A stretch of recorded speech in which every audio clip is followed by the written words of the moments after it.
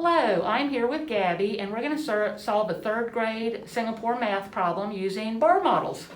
Here's the math problem. There are 275 dog biscuits in one box.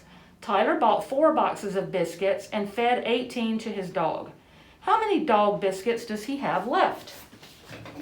And here we have Gabbie. Hey, Gabbie. And Gabbie? Hello. And she's going to model the problem. All right, Gabbie, so let's take a look. There are 275 dog biscuits in one box. Tyler bought 4 boxes. So let's get out a paper strip. And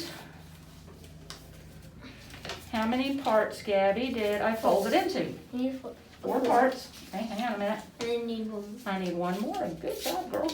All right. Okay, let's reread the problem. Okay. There are 275 dog biscuits in one box.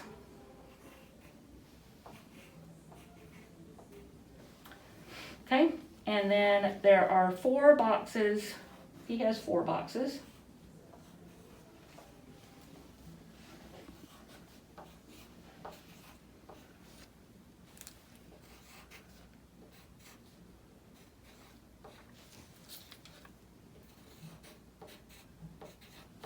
All right, now we need to label our bars. So how many boxes is this? Gabbie knows that since we will have 4 of the same amount, she should use a bar model with 4 equal sections.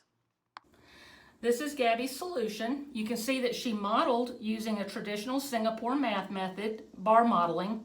And you can also see that the bars are the same size, therefore they have the same value. She put minus 18 because she knew that the problem said that they were going to feed the dog 18 dog biscuits.